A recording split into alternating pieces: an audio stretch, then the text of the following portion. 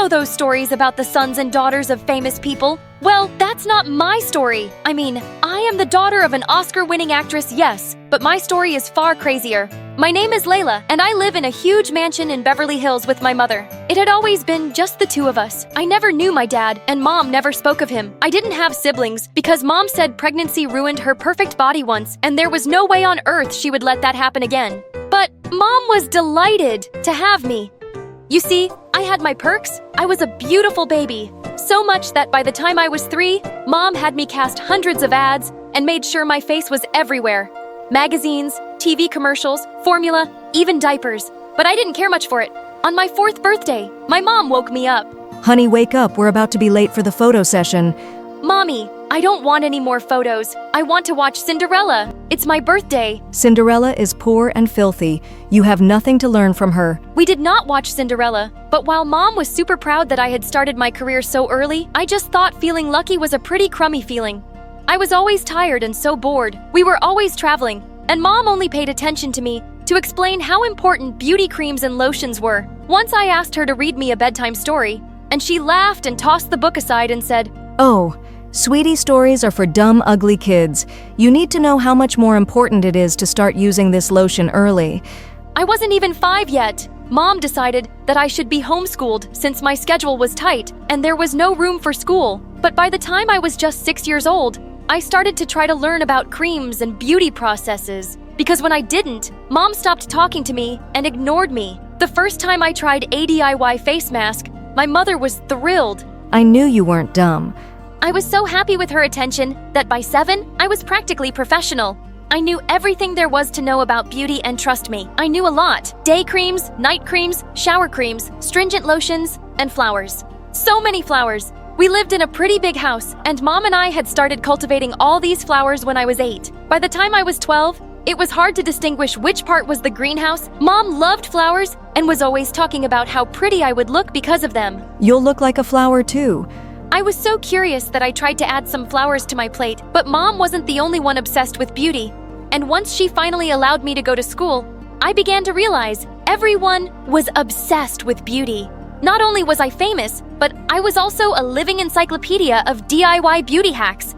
So obviously, every girl wanted to be my friend. One day, they all started to beg me to take them home. We'd love to see where you live. I was thrilled I'd never had any friends over, but as soon as we got home, they ran to Mom and said, "Oh my God, we thought we'd never see you." Adopt me so I can be as pretty. My mother was delighted with my new friends. She turned to me and said, "At least you're smart enough to be friends with the right kind of girls."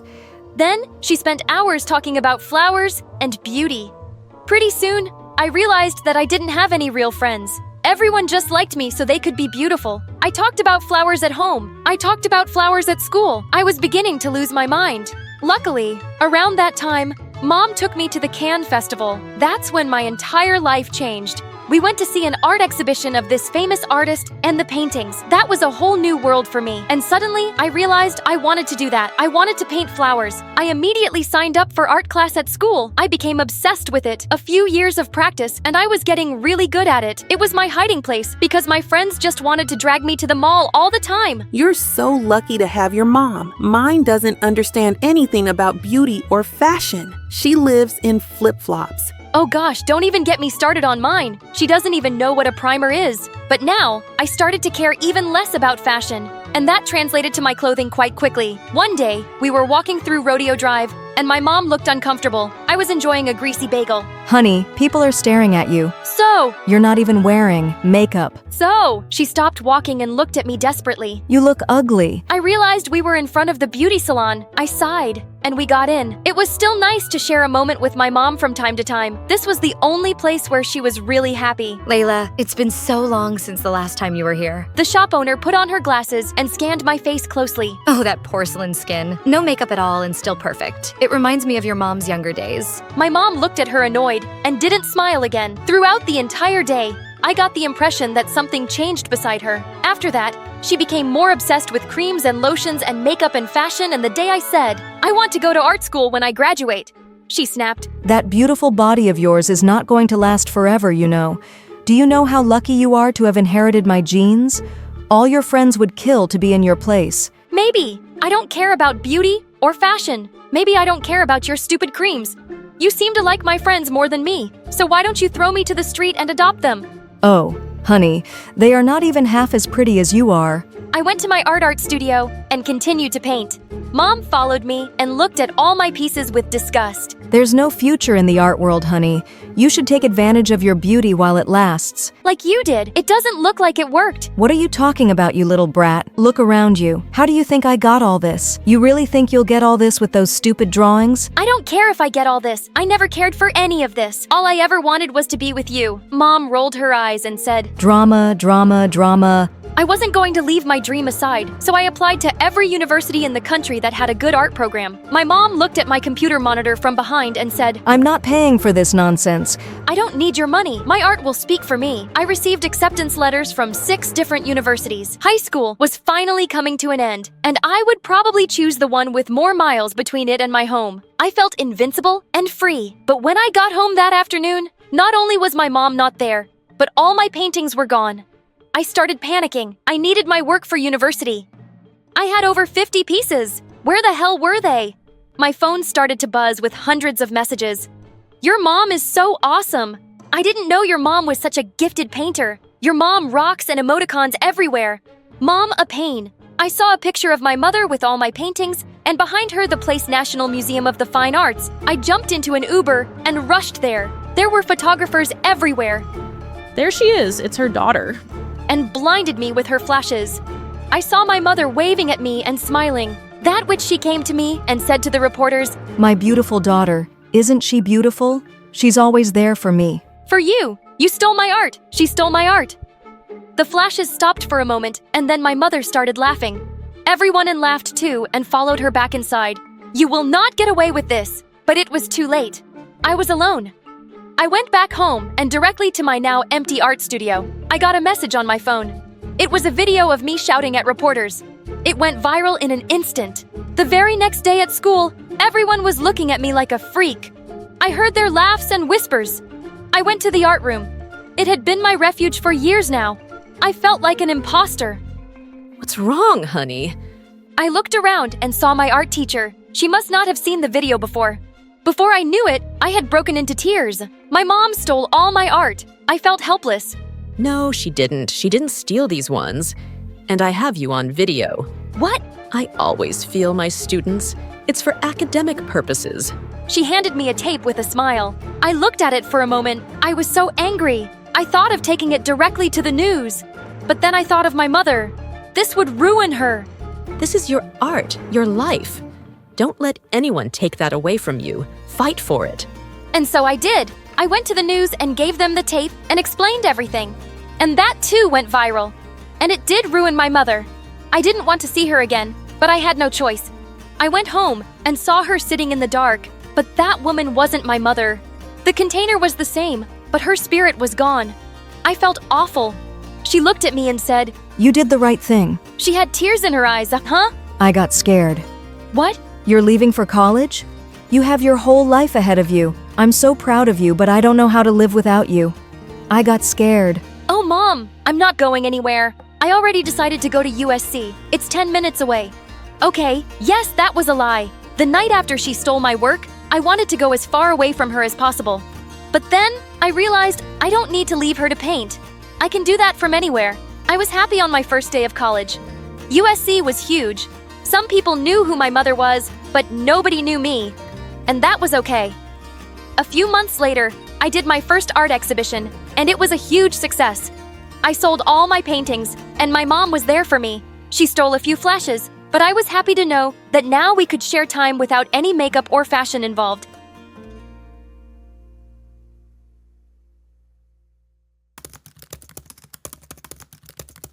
Suddenly, I saw one of Mom's menacing security guards racing toward me.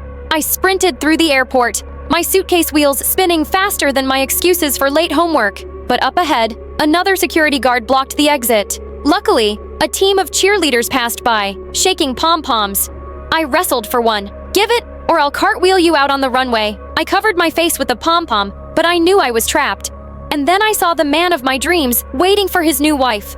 Okay, let's back up.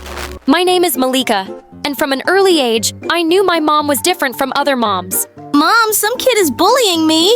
So, which option would you choose for him? I could have him dumped in the middle of the forest and let him wander there for a few days?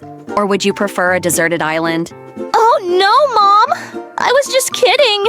He did nothing. I just wanted to see if you'd care. Love you. You're the best. I stopped her just in time. The kid never bothered me again. Actually, I never saw him at school as he moved. But that was my mom, the undisputed queenpin of our family, and lived a life straight out of The Sopranos. And growing up, I desperately wanted her to change. We could have a normal life, sunbathing with no guards. Okay, you're right. No more bulletproof vests. Wait, what? We can do a little travel to the old country, just the two of us. I was excited for some real mom-daughter time, but at the airport, everything changed. We'll do the normal life thing, but first, I need you to marry this guy. What? He's the son of my enemy. This way, he can become an empire. Do it for the family. Ugh, really? Guess mom's never gonna change. I fake smiled, excused myself for the bathroom, and while she wasn't looking and busy giving orders, I dashed off to buy a ticket for any plane leaving soon. My heart was racing, but I was saint being part of her chess game. I needed to be me, to live my own story. Goodbye forever. When I landed, I thought I might just get away with it. But the next minute, I was hiding from her guards behind a pom-pom. And then suddenly, I saw this studious-looking girl who, if she removed her glasses, looked almost like me arguing over the phone. I know the priest swears they're a good family, but isn't it weird that they just called this week and you even agreed to send me over just because he's a little richer than us? And why didn't we send a photo first? Oh, right! You never liked any of my pictures enough to show them. Still, I don't like this arranged marriage thing at all. What? Mom's security guards were getting closer and closer. Mom? Yeah, who cares if he's in the police force? What if he chews loudly when he eats or trims his toenails in the sink? And if he spills Melina wrong on the airport sign, I will freak out. Oh no! Her mom was also trying to fix this poor girl up with someone. As fate would have it, a walking Pinterest board for male beauty appeared holding a Melina sign. Boy, that Melina is lucky. Wait, he hasn't met this Melina yet. I could do this, right? Pretend to be her, just for a while. Just to escape. I took a deep breath and marched towards him, my heart racing with every step. Yeah, maybe he would catch me, but I had to take a chance. I ran towards my newly arranged marriage. Do you have sunburn, or are you always this hot? Nice to finally meet you, Rory. I'm Melina. Weird. I was told you were really serious. Well, yeah, And that you'd be taller. Taller? Oh, yeah. That's because of the heels. Today, I thought I'd come as the real me. Shush! I'm having travel sickness, so we need to leave the airport now. Later, at his place, I met the mom I never had but always wanted. She was all sugar and no spice, the total opposite of my mom. So, dear, what are your dreams? To not end up in the family business and fleeing for my own wedding. Oh no, I blurted out. Thankfully, she laughed, probably thinking I was joking. However, Rory wasn't convinced. What's going on? Who are you? For a second, I thought it was all over. But now it wasn't that simple. I had one more trick up my sleeve. Oh, Rory, you caught me. I'm actually an international spy on a secret mission, and I thought you'd make the perfect cover husband. Before he could say anything else, his mom stopped his interrogation and he stormed off. But then he tripped on the stair step, and we couldn't help but laugh, like we'd been best friends forever. Once she caught me staring into space, secretly freaking out about Mom, and she sat down with me and held my hand. If you're worried about anything, just tell me. Honey, I'll always be here for you. Part of me just wanted to tell her the truth, but I couldn't. This was exactly the life I'd always wanted. But then, a few hours later, Rory's mom's phone went off. Oh, a big hi. Hey, Melina, it's your mom? I jumped for the phone as quickly as a cat chasing a laser and snatched it out of her hands. I tried to hang up, but I was so nervous I couldn't hit the right button. My daughter had to come back because your son never showed up. I thought you were serious and good people. The deal is off. Luckily, Rory's mom didn't hear that, and at least Melina won't be coming to Rory's house anytime soon. Finally, I managed to hang up, and I blocked her number. Then, I only had to fake smile and go on with the conversation. Hey Mom, what's up? Yeah, I got here just fine. The weather, 100% chances of charming conversations and cozy family vibes. Rory's mom laughed happily when I pretended to hang up with my mom. She gave me a big hug. Just to think, Rory didn't want to take your number in the first place. I had to force him to meet up with you. It was the best thing I ever did. I loved her. Although Rory's mom already treated me like her own daughter, Rory was still icier than a snow cone in a freezer. But that changed. One afternoon, we were walking in the park when his mom, while trying to feed some ducks, fell into the lake. She didn't know how to swim, so she started screaming for help. I immediately jumped into the water to rescue her like a superhero, only to remember seconds later, I didn't know how to swim either, so I started screaming for help. Rory ran towards us and jumped into the lake too. And guess what? Yeah, he didn't know how to swim either. Still together, the three of us were able to float to shore and get out of the lake safe and sound. I'm sorry. I panicked and didn't know what to do. Don't apologize. You were pretty brave. He smiled for the first time. I couldn't help but blush. I'm just glad you're okay. Wow, did he, care?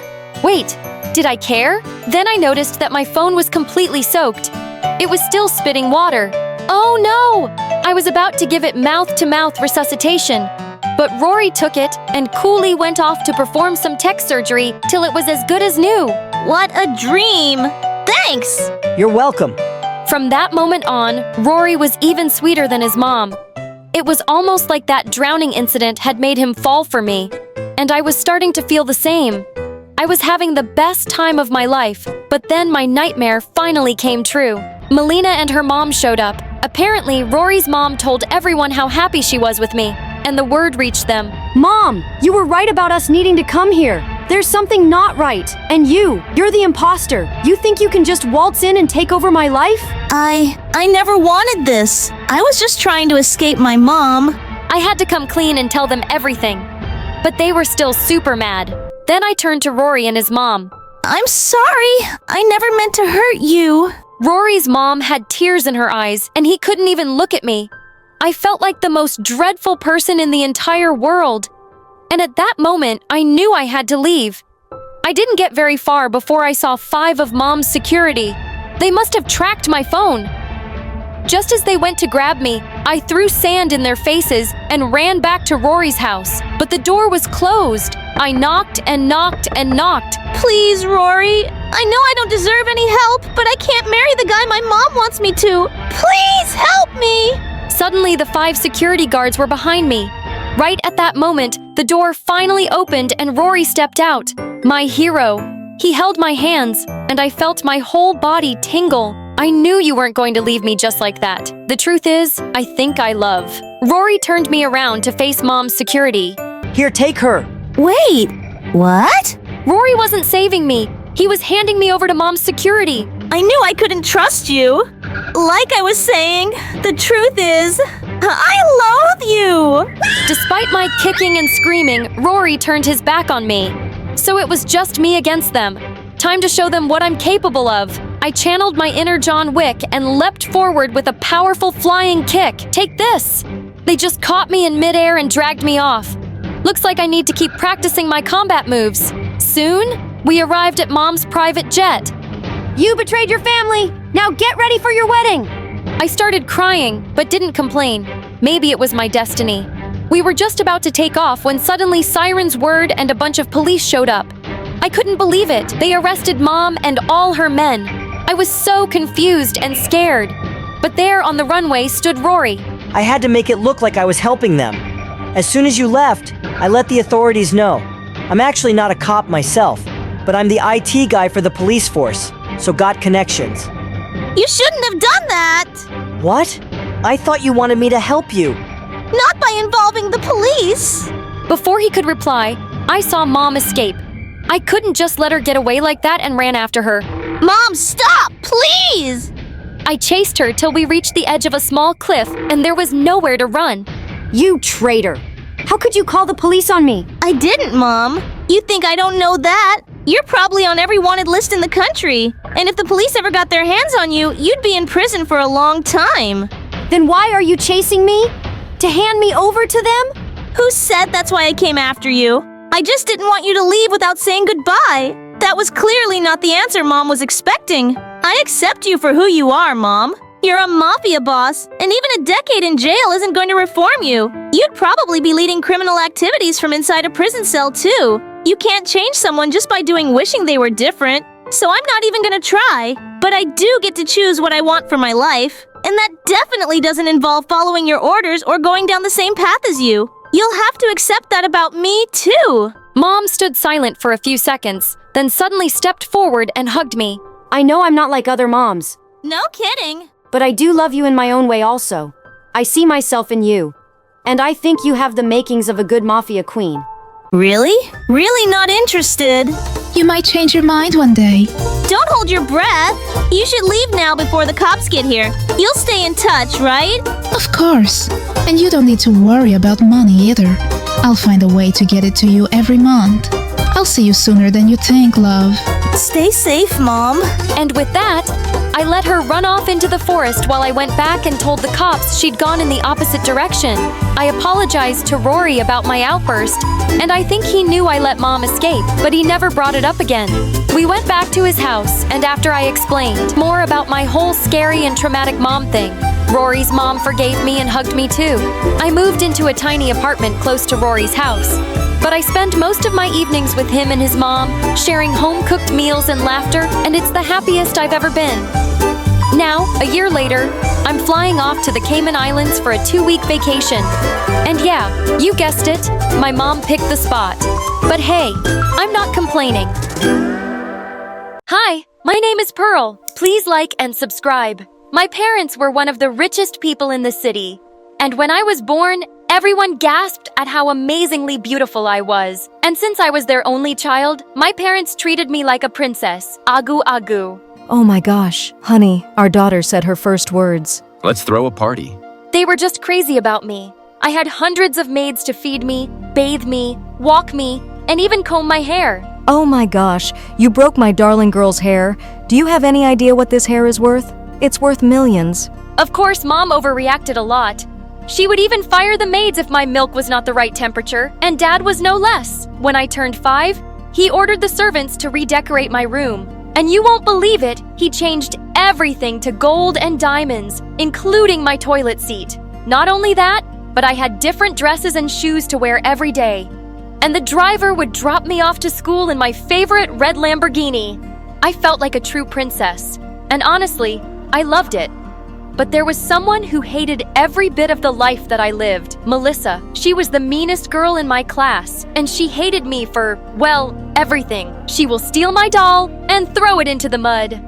Once, she even trashed all of my notebooks. But school wasn't the only place that I had to bear her. Her were friends with mine, and I often saw her at sleepovers and parties too. On my 14th birthday, Mom and Dad threw me a grand party and invited all of their rich friends. And of course, Melissa came with her parents too. When I walked down the stairs, everyone looked stunned by my beauty.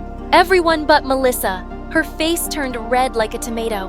Good Lord, your daughter is so pretty. I think I'm gonna marry her to my son.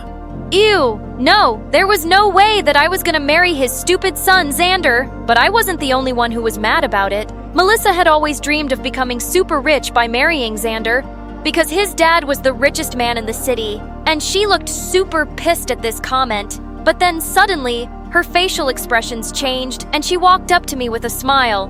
Hey Pearl, happy birthday. Here is a gift from me. What? Was there a bomb in there? But then when I opened the box, a kitten jumped out of it. Oh my gosh, it's so cute. I loved it, but why was Melissa being so nice to me? All of a sudden, something didn't feel right. Later that night, when everyone left, I was playing with my cute little kitten when suddenly it scratched my face with its paw. Ah! Melissa's cat turned out to be just like her. Evil. Mom and Dad came rushing out when they heard my screams.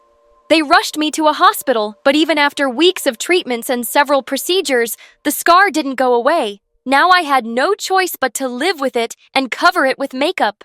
When I went back to school, Melissa was waiting to mess with me again, but thank God she had no idea about my scar, or she would make my life a nuisance. Move, Pearl. This is my seat. And just because you're rich doesn't mean you own everything. Well, I do own a lot of things, but I don't see your name on it either. She got super pissed, and she was about to throw her plate of food in my face when Xander cut in and stopped her. Hey, stay away from my girl. Pearl, stop messing with her. My girl? What's going on? I'm not your girl. Are you crazy? Oh, my sweet Pearl. Don't you remember what my dad said on your birthday? We're gonna be married eventually. What? We're just 14. Are you crazy? There is no way you can marry him, Pearl. I won't let that happen. Well, I won't let that happen either. Now get away from me, both of you. God, these guys were so crazy. It was such a headache going to school every day and seeing them.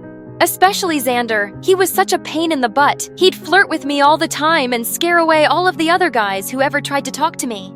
I hated every bit of my junior year, up until the teacher introduced an exchange Korean student to the class. His name was Mino, and gosh, he was so handsome. The teacher asked me to help him with the syllabus, and while we were studying in the library one day, Xander came marching at us. Who do you think you are, sitting here with my girlfriend? Saying that, he suddenly grabbed my hand. You're coming with me, Pearl. Stay away from me, Xander. I'm not your girlfriend. Just then, Mino cut in and punched him in the face. You should have just let her go. Oh my gosh, his deep voice and those fierce eyes. I instantly fell in love with him. He was so amazing. Xander ran from there like a scaredy cat. And I thanked Mino for saving me from that jerk. To which he smiled and said, Well, I can see he's a jerk, but you're so pretty. Anyone would go crazy for you. Oh my gosh, he thought that I was pretty. My cheeks turned red and I almost melted. After that, Mino and I spend most of our time reading in the library together. It was so much fun just to sit next to him and admire all of those books. Months felt like days with him, and I couldn't believe that a year had passed with him. Then one day, while I was having lunch at the cafeteria, Xander came up to me and started acting up all of a sudden. You think you're gonna be happy with that stupid jerk? He's a loser. Well, last I saw, you were the one who got punched.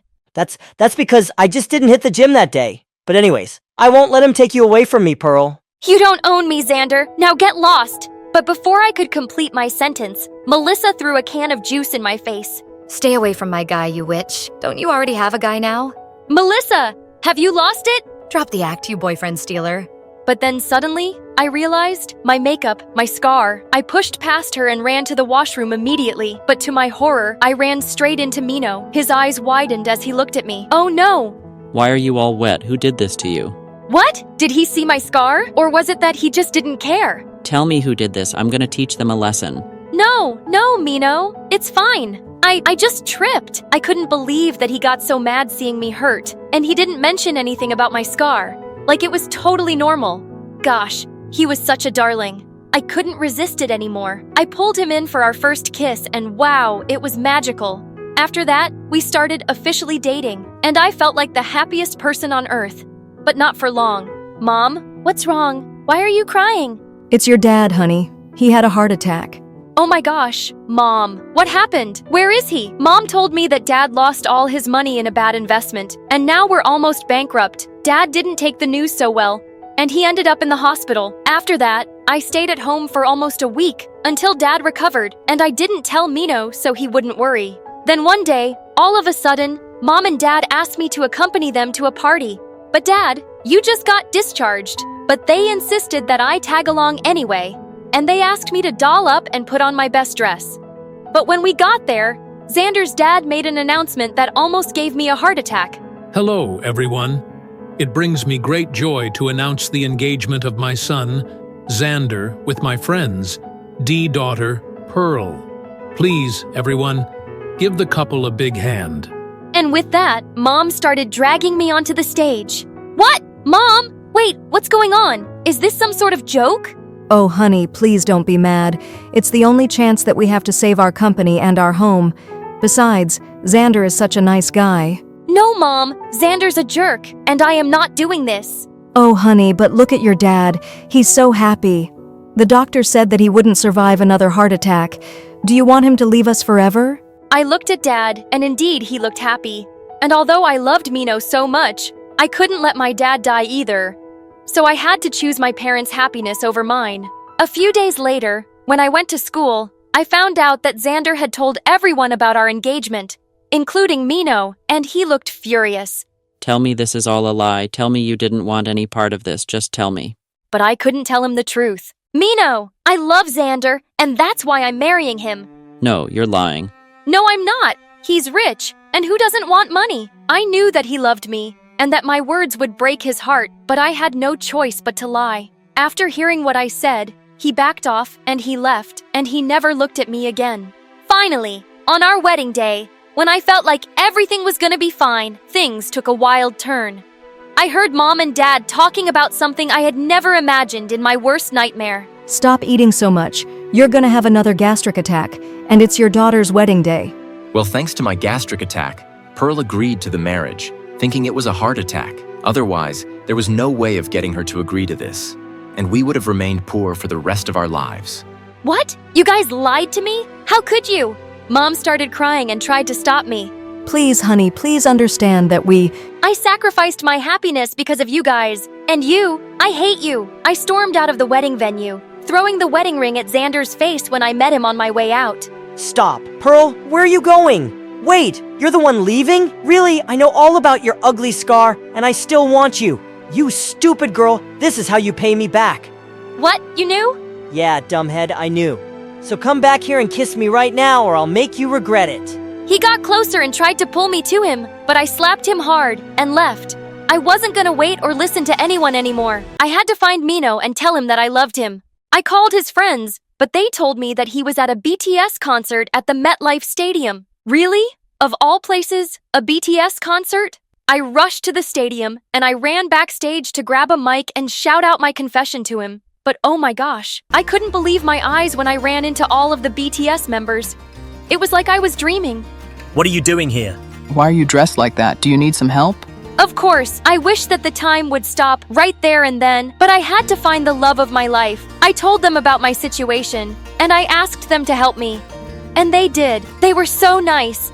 They allowed me to go on stage and talk to Mino. I was really nervous, but then I gathered all of my courage to speak. Mino, I'm so sorry that I lied to you, but the truth is that I love you and I can't live without you. Please forgive me. My eyes filled with tears as I confessed my love for him. And then I saw him running towards me through the crowd. He jumped up on stage and he kissed me. The crowd cheered for us as he lifted me up in his arms and he whispered into my ears, I love you too, Pearl.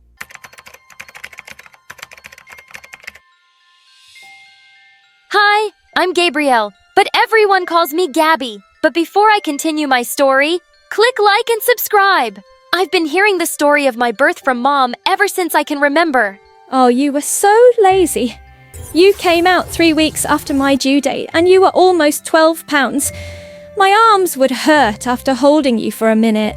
You were worth the wait, Gabby. You were just the cutest baby ever. And you still are. Dad adored me, and so did my older twin siblings. I'm sure Mom loved me too, but she had a funny way of showing it. Once, when I was 3, everyone was eating pizza for dinner, but Mom just kept popping boiled carrots in my mouth. I suddenly leapt onto the table and bit into her pizza slice. She pulled it away, but I clung onto it like a puppy. What are you doing? Let Gabby have pizza. Come here, sweetie. I'll give you the biggest slice. Mom looked mad. She doesn't need more calories. You're turning my daughter into an elephant. But I didn't care. I was eating pizza. Once on Halloween, I went trick-or-treating with my siblings and came home with my bag full. Everyone said I was so cute, and they gave me extra candy. But Mom snatched it from me. That's going to make you fat. Just give them to me and leave. I was really sad that she took it away, but Dad snuck me a few pieces every night. Growing up, Dad and I read lots of books together, and in the 1st grade, I started writing poetry. My teacher entered one of my poems in a school competition, and I won 2nd prize. Dad was so proud, he had it framed for his office. At Thanksgiving dinner, he asked me if I'd recite my poem for everyone, and I was happy to. As everyone clapped for me, grumpy Auntie Polly walked in. Good God, child. You look like you're about to burst out of your clothes. You've gotten so fat! That's the first time I saw Dad get really mad. How dare you say that? She's just a child, and she's perfect. With that, he picked me up and told my family that we were leaving. In the 5th grade, we were at the beach once, and I was going around happily in my new pink bathing suit. I went over to some girls my age and asked if I could make sandcastles with them, but one of them rudely pushed me away. We don't play with fat girls. You're ugly. I burst into tears and ran off, and Dad was furious. I'm gonna tell those girls exactly what I think. Where are their parents? Oh, can you stop creating drama everywhere? I told you not to buy her that ridiculous bathing suit, and she does need to lose weight. Of course people will make fun of her. And that evening, Mom told me I was going on a diet. Your sibling's 16th birthday is coming up in a few months, and they'll buy you an amazing dress. If you lose some weight, you'll feel so good about yourself. Later that night, I snuck downstairs to the kitchen and started stuffing my face with crisps and cookies. I had to eat as much as I could before starting Mom's stupid diet. Mom took me to the nutritionist's office the next day, and I instantly disliked Dr. Christine. Come on, Chubby. Get on the scale. Yes. You're really overweight. You need to lose at least 20 pounds. Do you think we can manage this by September, Doctor? It all depends on Gabrielle. But yes, it can be done. Do you want to lose weight, honey? Do you want to be beautiful for the party? I remembered the mean girl's words at the beach and said, yeah, I want to be beautiful. So, the nutritionist made a special diet for me, and we had to buy all these expensive products from her. I had to eat some special toasts with special cheese, and it tasted disgusting. As I was making faces at the dinner table, Dad ate some food from my plate and almost threw up. Why are you making Gabby eat this horrible stuff? Just make her some healthy food. She doesn't need to eat rubbish? No, Daddy, I want to eat this rubbish. I want to be pretty. But you already are, sweetheart. It's okay. It's only for a few months. Please. Don't look at me. She wants to be skinny. Dad looked kind of sad, but he didn't say anything. After that, I kept doing the awful diet, and I didn't lose an ounce. Not an inch. The day of the big party was approaching, and Mom waited until the very last minute to see if I'd lost some weight. Before she took me shopping, she asked the saleswoman to show us clothes that would look good on me.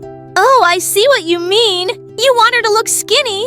I might just have the right dress. Why don't you try this, and this, and this? I tried on all the clothes, and I hated everything. As I was taking off a white dress in the changing room, I overheard something that broke my heart. How did the dress fit her? Oh, not very well. That white dress makes the girl look like a small refrigerator. Short and square. I wish she had inherited my figure. I burst into silent tears. That's what Mom really thought of me. We bought some stupid black dress, and on the day of the party, I held my breath and tucked my tummy in for all the pictures. I just felt ugly and miserable.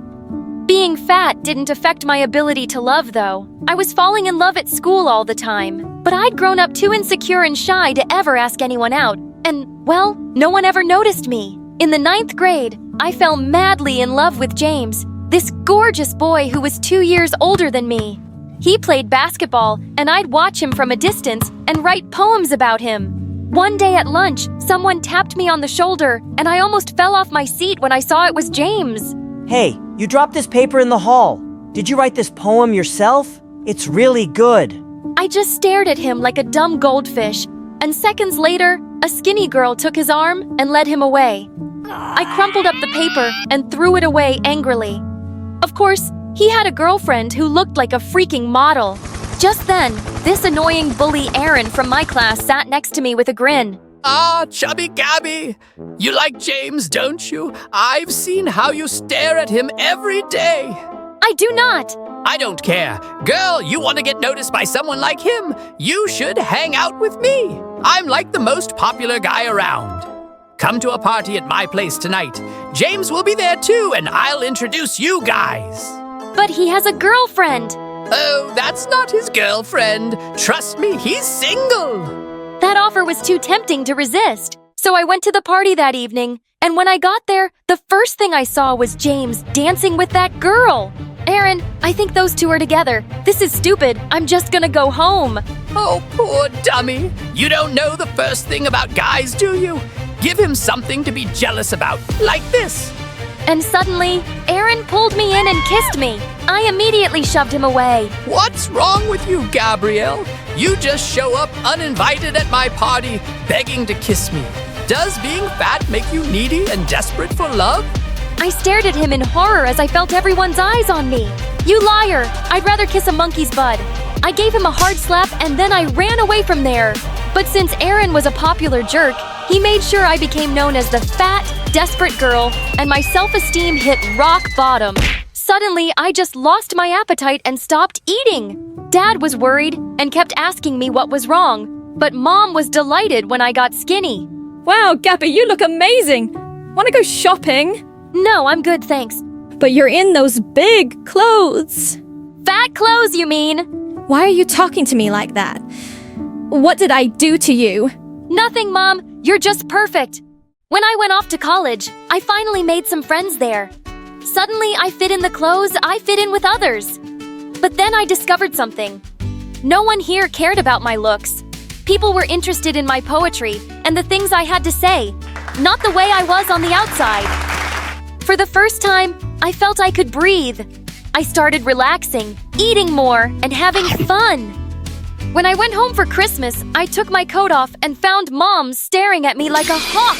Gabby, did you gain weight? I don't know, Mom. I didn't check. But it's such a shame that you're getting fat again, honey. You have to be careful. So what if I get fat? Will I be ugly, useless, worthless? What's wrong with you? Are you upset about something? Mom, I'm mad at you. You made me feel my entire life that being fat is the worst thing in the world. That it's the only thing that defines you. But it's not. I was only looking out for you. I want you to be healthy. Are you sure? Because I was unhealthy and miserable when I got skinny, and you weren't bothered about that.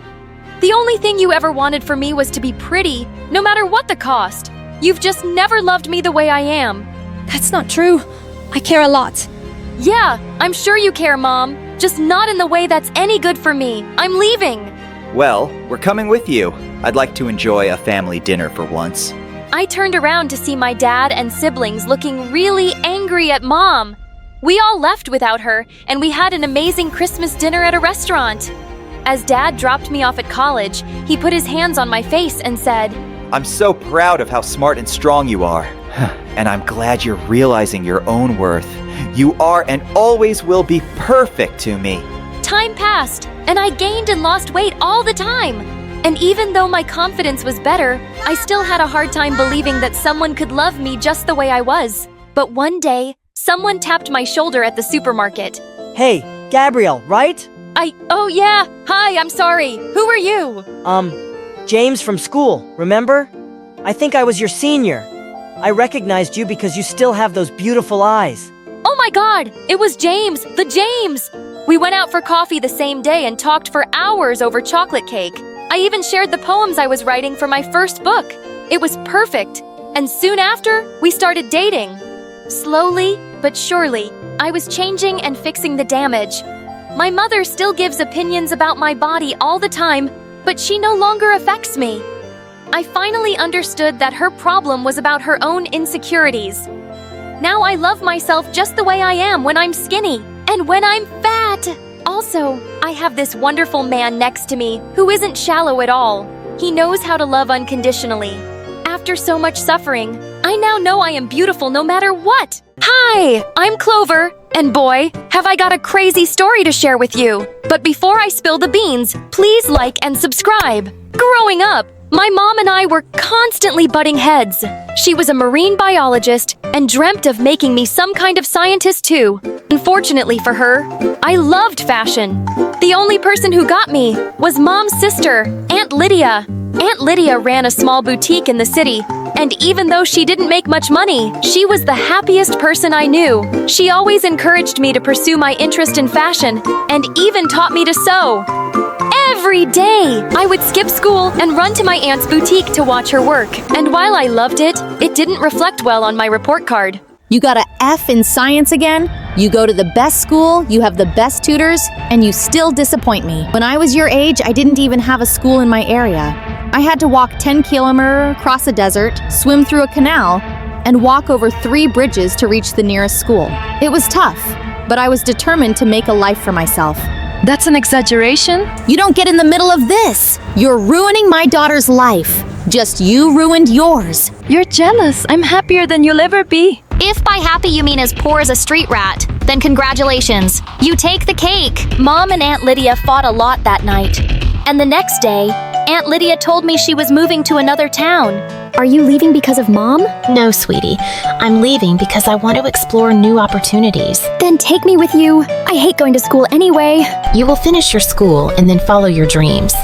Now, I have something to keep you company while I'm gone. Aunt Lydia handed me the keys to her boutique and the cutest Pomeranian puppy I'd ever seen in my life, Bonnie, and she became my best friend. Of course, I missed my aunt, but with Bonnie by my side, I felt less lonely.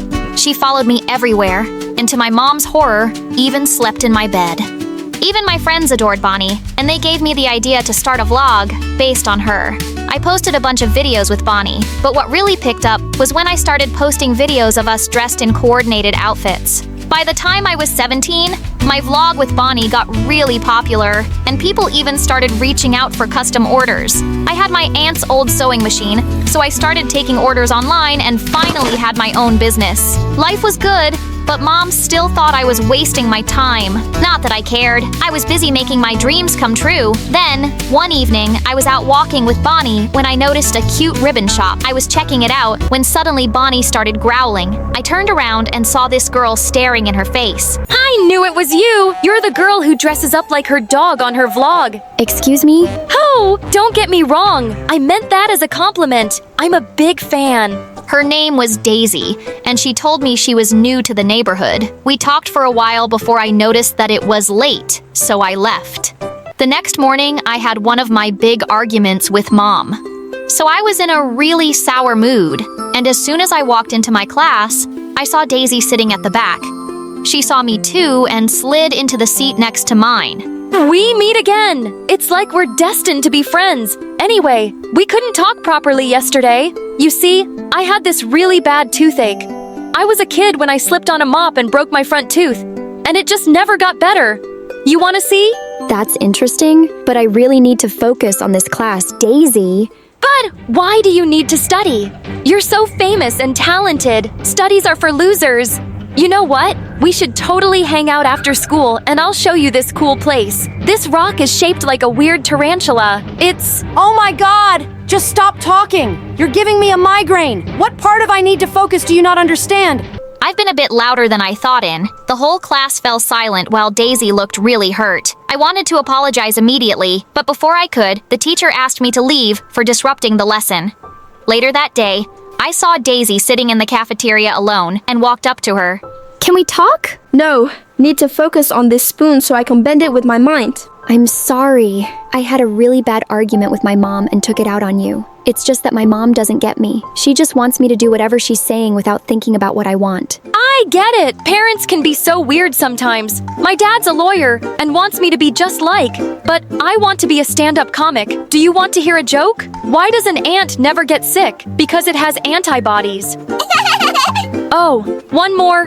Why does the ant never smell bad? Because it wears deodorant. Get it?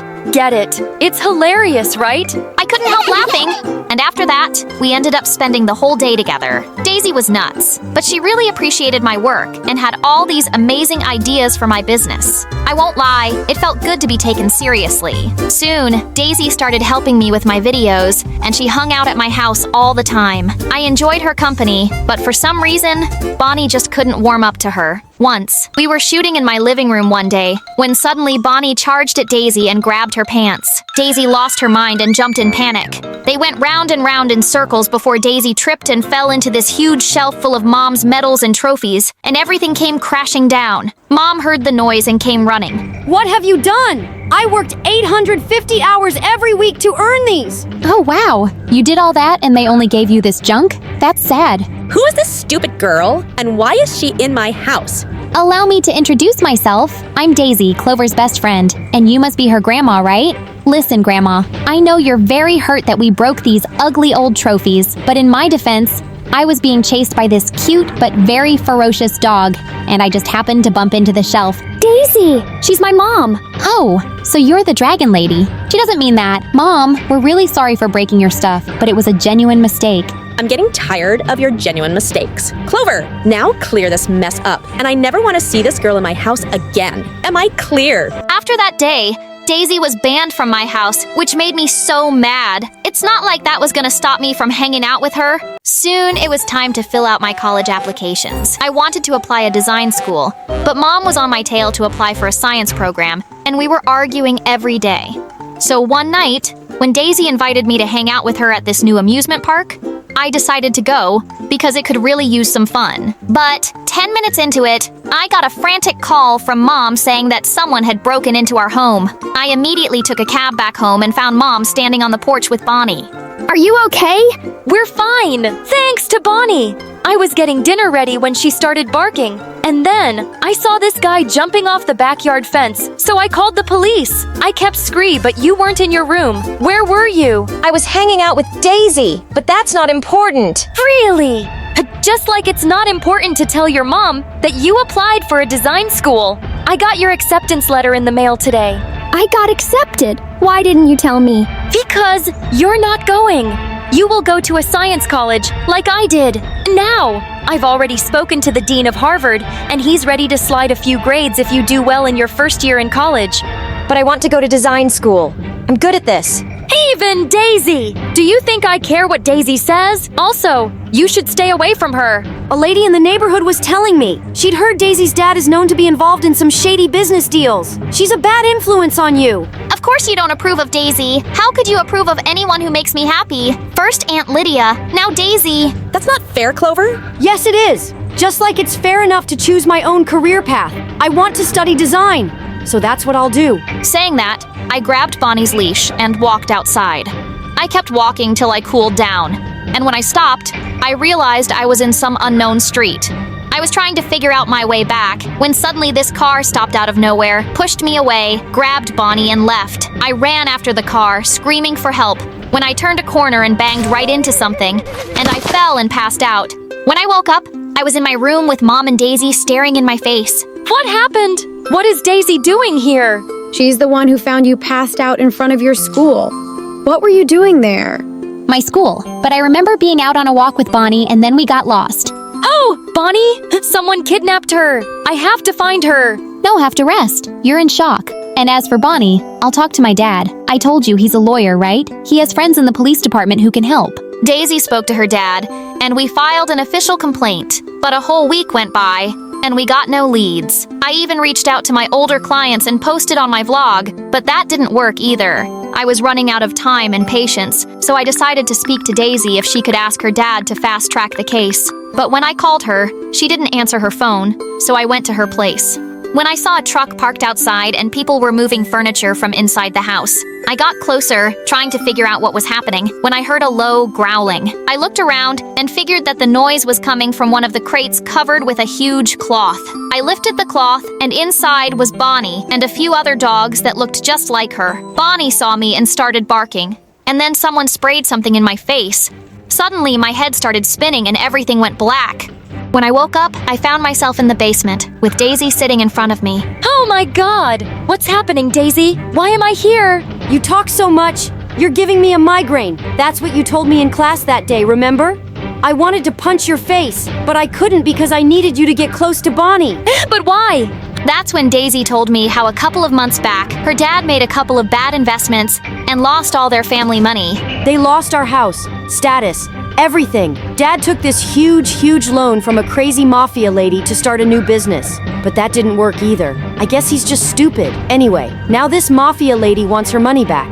But obviously, we don't have any. So she gave us this crazy challenge to get her all these Pomeranian puppies. Apparently, these laybags are worth a lot. Also, they're super rare. But what does this mafia lady want these dogs for? Make a coat or something? Or is she just obsessed with puppies? How the heck am I supposed to know? We managed to get a few of them, but when I saw Bonnie on your vlog, I just knew I had to add her to the collection. So I came here, fooled you into being my friend, and waited for the right time to take Bonnie. Would have gotten to her way sooner, but this stupid dog almost bit my dad. He had to jump off the fence, and he broke his knee. He's been limping ever since. So, it was your dad who broke into my house that night. How could I have been so blind to have trusted a snake like you? No clue! Guess you're as stupid as my dad.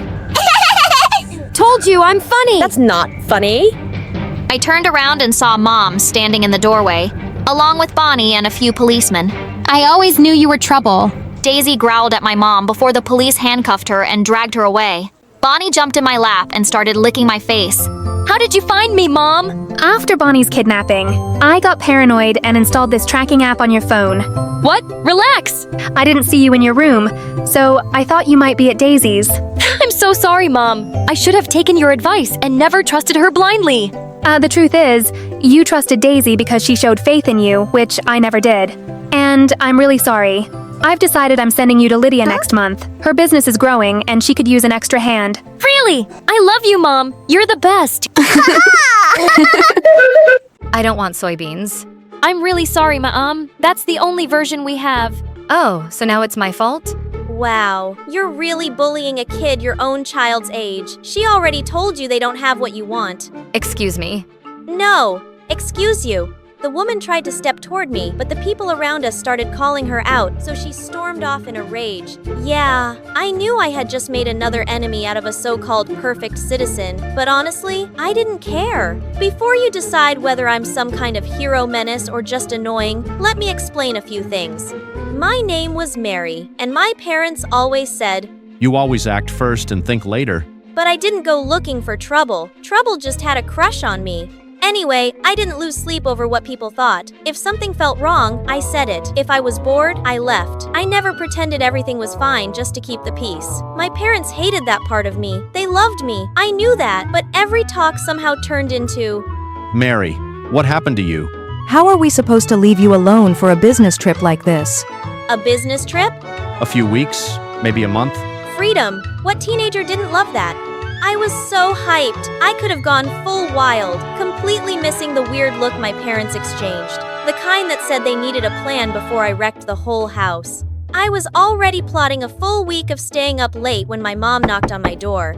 Mary, come meet someone. In the living room stood a total stranger. Tall, neatly dressed, soft-spoken.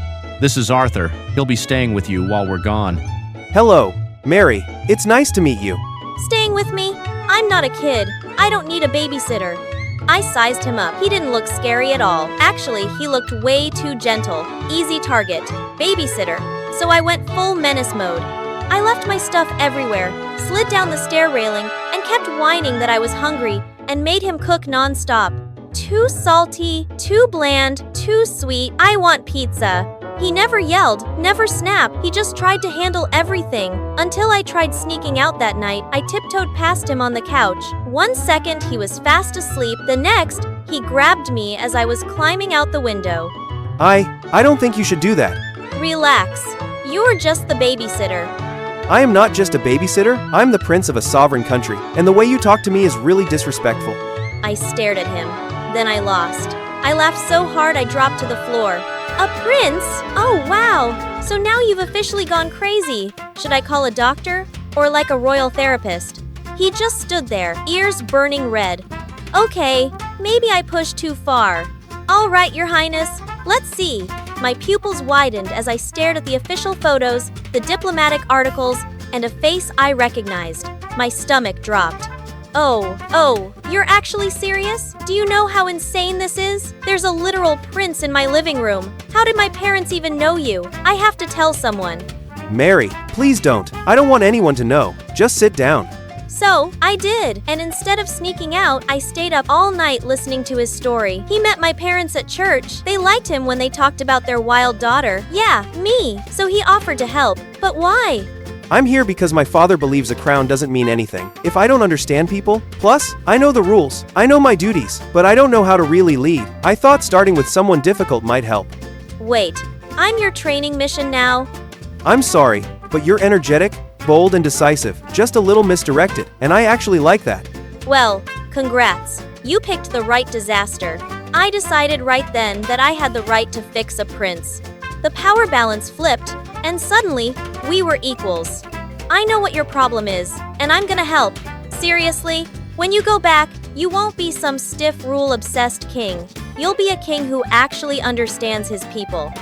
Did I hear that right? I thought you didn't care about anyone. I don't live to please people. That doesn't mean I don't see them. The next day, we were walking downtown when I suddenly stopped. See her? She looks impatient. No, she's scared. Arthur looked closer and noticed how tightly she was gripping her bag, stepping forward, then back. The traffic light was almost completely blocked by layers of campaign posters flapping in the wind. That's why rules aren't enough. You have to watch people. After helping the old woman cross the street, we stopped and noticed the convenience store clerk forcing a smile, her hands shaking from exhaustion. Yeah, it's her job to smile, to apologize, to keep customers happy. That's the rule. That's what people expect. And that's the problem. The rules don't tell you she's been standing for 8 hours. They don't tell you she's scared to lose her job if she talks back. In my world, rules exist to keep order. In mine, watching people keeps order from turning cruel. A good king needs both. That night, I couldn't even think of new ways to mess with Arthur. I just kept seeing the old lady's scared face. They shouldn't be allowed to do that. Those posters are dangerous. Arthur agreed, but he still hesitated.